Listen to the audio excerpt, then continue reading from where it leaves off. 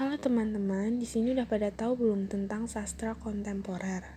Kalau belum tahu atau mau tahu lebih lanjut tentang sastra kontemporer, di sini saya Dilsaat Hangunia bakal jelasin tentang sastra kontemporer.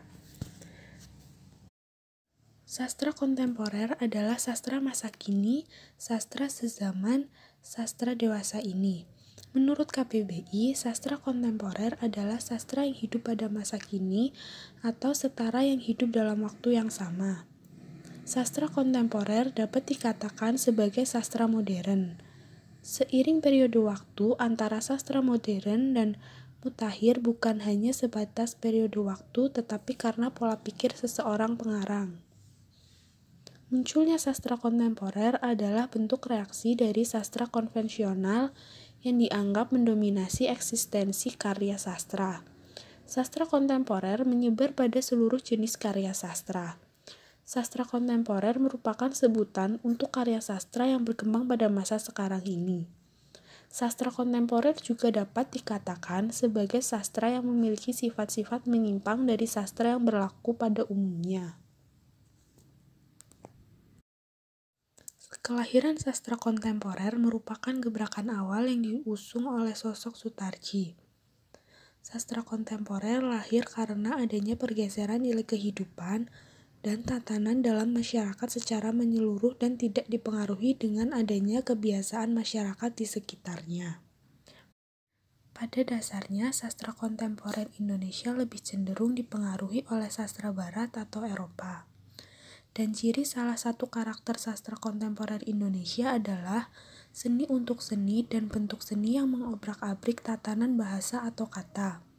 Karakteristik yang sangat menonjol pada karya sastra kontemporer ini adalah karyanya yang sangat non-konvensional, sehingga hal ini menjadi suatu mengapa dalam karya sastra cenderung kurang diminati oleh para pembaca pada umumnya.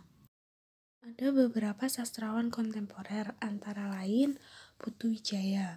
Putu Wijaya lahir pada tanggal 11 April 1944 di Tabanan, Bali, dan bekerja sebagai wartawan.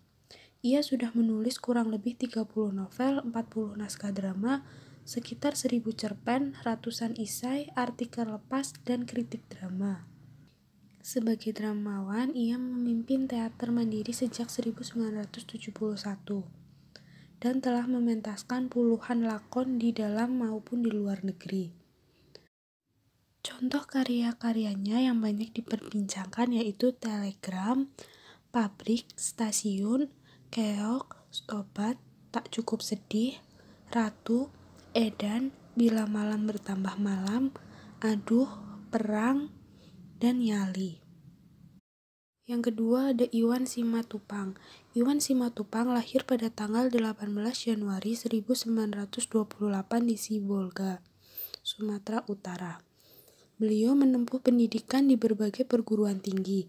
Tidak satupun yang tamat dengan bidang ilmu kedokteran di Surabaya, belajar antropologi dan filsafat di Leiden dan Paris. Beliau pernah menjadi guru, wartawan, dan pengarang yang hasil karyanya kebanyakan merupakan karya sastra absurd, irasional, dan filosofis. Beliau telah mengarang semua genre sastra, cerpen, novel, puisi, drama, esai, dan kritik sastra. Beliau wafat pada tanggal 4 Agustus 1970 di Jakarta.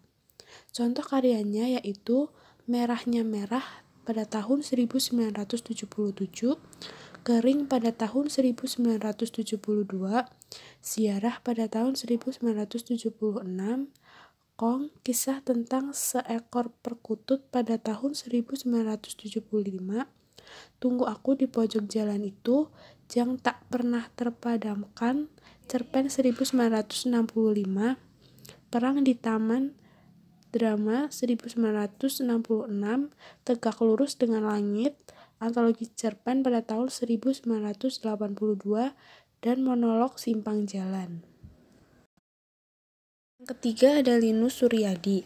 Linus Suryadi dalam puisi-puisinya dimuat idiom Jawa. Ia juga mampu menciptakan kuatrin yang pekat. Di samping itu terdapat unsur budaya Jawa, bahasa yang prosais, tidak dikenalnya kata atau istilah tabu.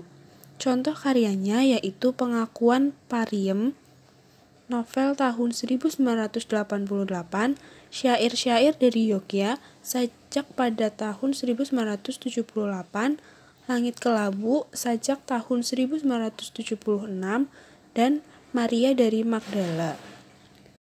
Keempat ada Remi Silado. Remi Silado banyak menciptakan beling atau puisi lugu. Puisi ini mengungkapkan hidup sosial kota-kota besar yang sering menampilkan sikap yang skeptis, pesimis, anarkis, dan individualis. Puisi beling adalah puisi yang secara blak-blakan, lugu tanpa menghiraukan diksi tradisional. Contoh karyanya yaitu Gali Lobang, Gila Lobang, dan Belajar Menghargai Hak Asasi Kawan. Yang kelima, Kunto Wijoyo. Kunto Wijoyo lahir pada tanggal 8 September 1943 di Yogyakarta. Beliau merupakan dokter sastra yang berprofesi sebagai dosen di Universitas Gadjah Mada, pengarang dan sejarawan. Beberapa contoh karya Kunto Wijoyo yaitu Suluk Awung-Awung, sajak pada tahun 1975, Pasar, novel tahun 1972, dan Khotbah di Atas Bukit pada tahun 1976. Nah, itu tadi penjelasan singkat mengenai sastra kontemporer. Semoga bisa bermanfaat untuk teman-teman ya. Sampai jumpa di lain waktu. Terima kasih.